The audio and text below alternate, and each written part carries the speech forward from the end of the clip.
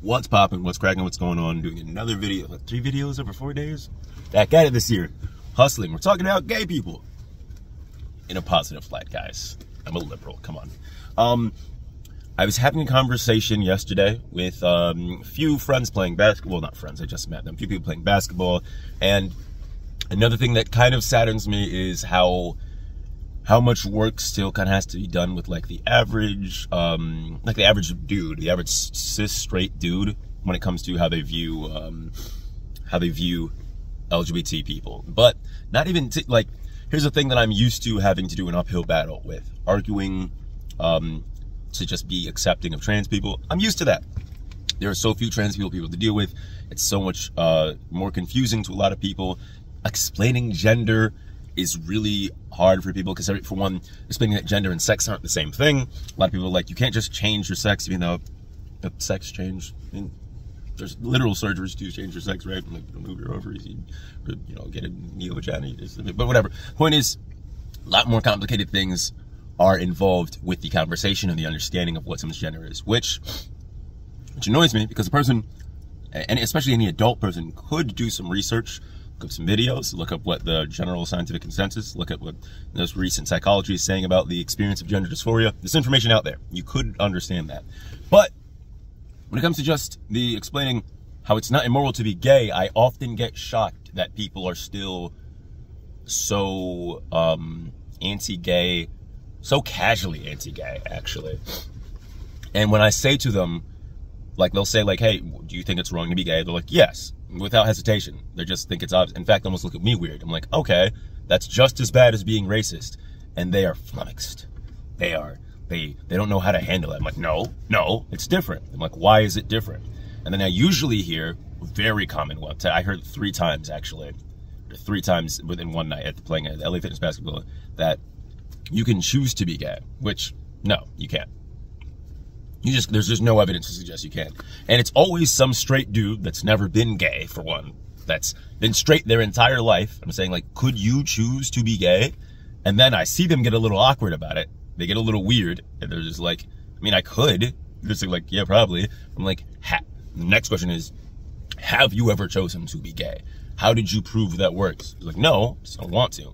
And then I'm usually saying, like, look, one, if you can choose to be gay, like, you can choose to be attracted to men, if you have the ability to be attracted to men, you're not straight. You may not be gay, you might be bi, you might be pan, you might be some other things. You're not straight, though. If you have the ability to be attracted to the same sex, you are not straight. That's just how that works. Like, you don't get to choose what sexuality you're attracted to. And that's becomes a slightly more complicated thing, because attraction isn't something you're choosing. That's something that I don't think most people have contended with the idea of, like, what makes you attracted. Like, I was saying, do you have a type? Like, not just personality type, you have physical types, like height, size, hair color, skin color. A lot of people won't date outside of a certain race or whatnot. Like, the things that you're attracted to, like, the reason why we're not calling somebody racist if they only date one race. It's like, hey, if I see some white girl, I'm like, oh, I think she's cute, and like, she just happens not to be attracted to black guys.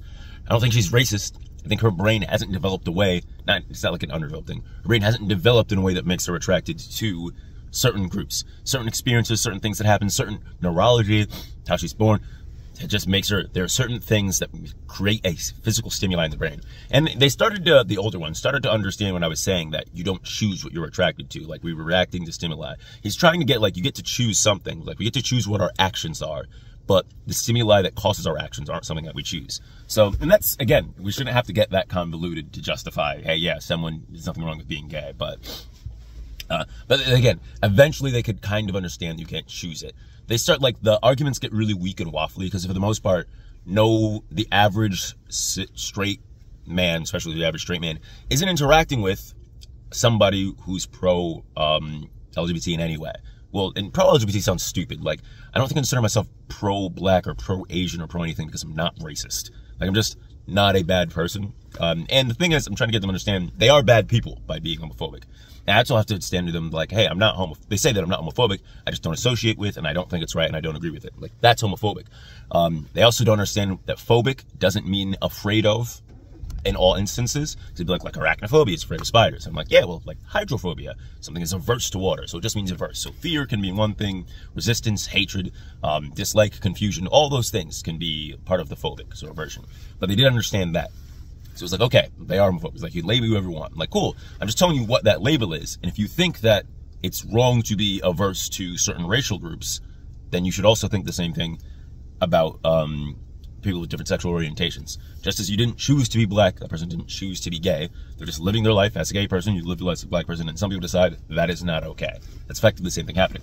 One of the other issues were people, the dumbest thing, I'm sorry, the dumbest thing I hear is like, why do you think it's right? This question, like, first of all, there isn't a right sexual orientation. Right and wrong, now, again, we have to get into some philosophy things. The problem is when people have certain arguments they make, they don't ground it out in anything, like ground it out in an axiom. I'm not going to get super philosophy, bro, because that's not my shit. But say, like, why is it right to be gay? For one, I kind of reject the question, right? That implies that there is right and wrong sexualities. The reason they ask this question is, well, heterosexual relationships can create babies. That means that's right. So that's your purpose or whatnot. Now, a couple things. One of the little ones was a Christian. And I'm like, okay, if you think your Christian God thinks your purpose is to create and procreate life, because it says that somewhere, it says something about, well, it doesn't say that your purpose is to create, but it does, and you're instructed to have as many children as possible. I can understand that logic. I reject the Christian God anyway, and I don't think that we should live based on a specific religion's rules, or a specific denomination of a specific religion's rules, right?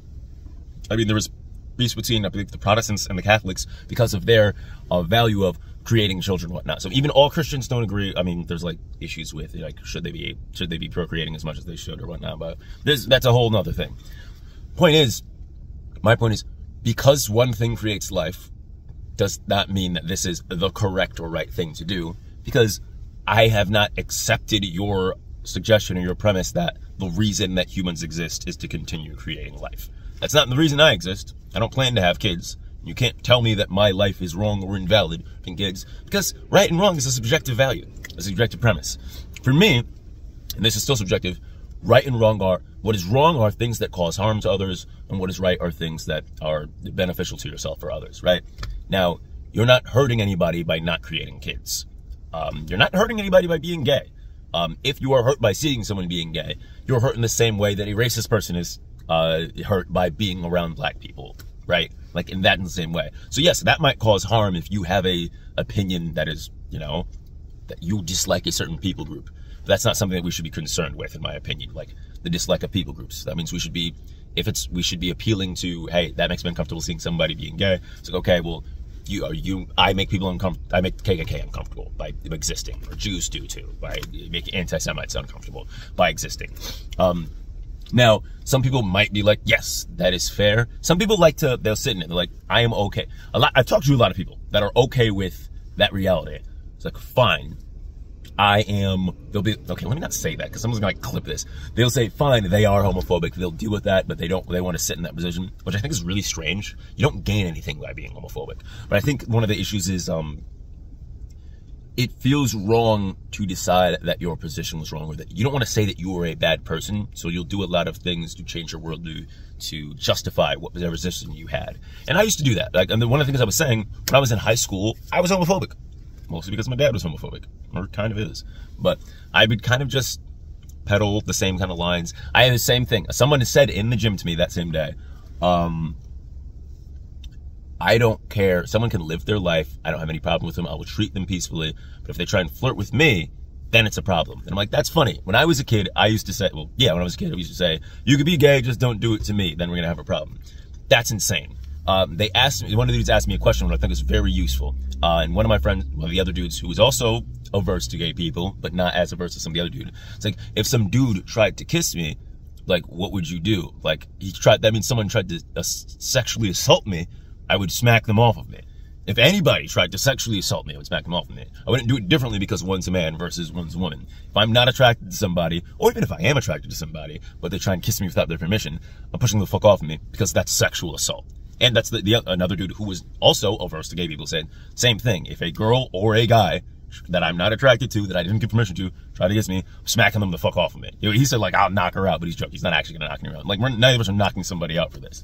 But, like, just because, like, if my reaction is different based on the group, that means I have a increased problem with this group or whatnot. Now, here's the thing, people have different positions on, like, is it disrespect as a man type of thing. Like, there's a complicated relationship, especially in minority communities, but like in a lot of communities, in any hyper masculine sense, like, for some reason they feel the most opposite thing to masculinity is being gay or whatnot, which is weird because the Greeks, like the Spartans, the people like the 300 movie, some of the most masculine groups of all time, with a lot of our philosophy coming from Greeks and Romans too. Them boys were gay as fuck. They were fucking men all the time. They were writing poetry about the boys that they loved and how they couldn't relate on the same level. Like, there's a few things gayer than Greeks and Romans. Because the interesting thing is, I always like to bring up, a lot of the most advanced societies get really, really gay. And it's another thing I brought up is, interestingly, the gayer the society gets, and then there's like there seems to be a downfall that happens later. Somebody mentioned this, like, the gayer society gets, it seems to be right before the downfall or something happens, which I thought was very interesting. Now, there's a conservative person who's bringing it up. I don't remember the conservative person. I'm sorry. I'm not trying to just straw man conservatives. But one of the reasons, it's like they're trying to attribute gayness somehow to crumbling societies. The interesting thing, when you bring up like the Greeks and the Romans, specifically, the problem wasn't just that they were gay. The problem was that they're stopping, well, there's many problems, but one of the greater problems was lack of innovation and whatnot. And also just military forces eventually conquer other military forces. Eventually somebody iterates and improves on something. The Romans iterated and improved on everything that the Greeks did. And then you can get to further empires that followed, like Ottoman empires, the Byzantine empires, whatnot. You can get to most of the more recent, the last like 400, 300 year empires. Like that whole principle, like when empires start falling, it doesn't have anything to do with gayness and whatnot, but empires still did fall, or still did lose their hold. That's because technology and innovation seem to be the bigger thing. Like, if we try to focus on when correlate gayness with fall, like ending of empires, or we can correlate another country's improved technology and resources or military strategy, I think the military strategy and technology is going to be the bigger thing. Again, back to the original point, I'm rambling.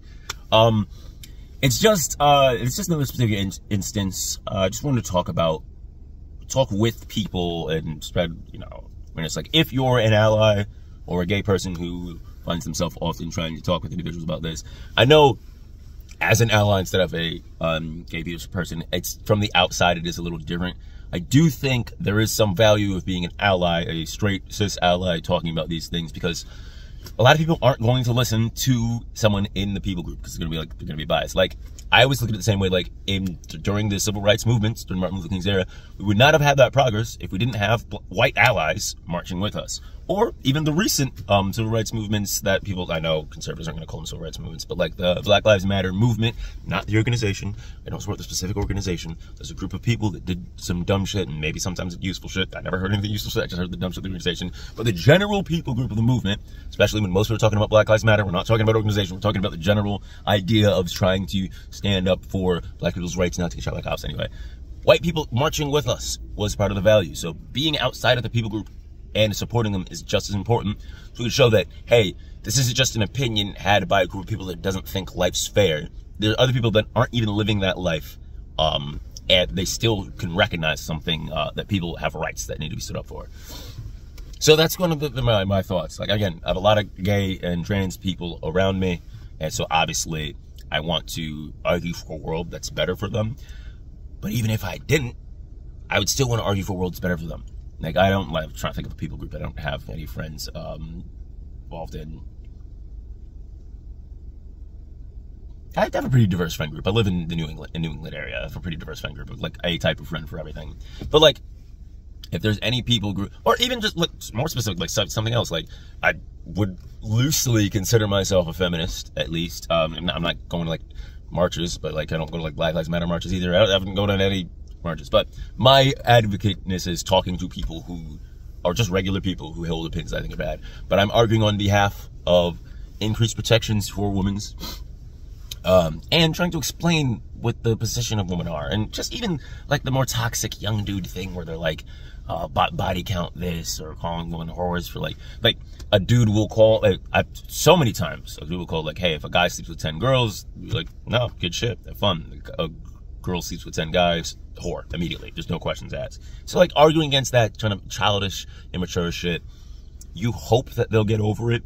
It seemed, when I'm talking to people closer to my age, I'm 27 now, a lot of them will lose a lot of that dumb misogynistic bullshit. They start families, they start valuing people better.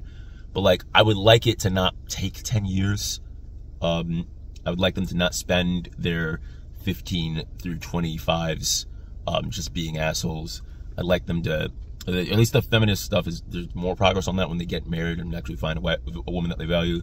The homophobic stuff, they might stick with them for the rest of their lives. So I try to work against that. But that's about all. If you like what you saw, leave a like, do a subscribe, do a crime, just kidding, don't do crime, and I'm out.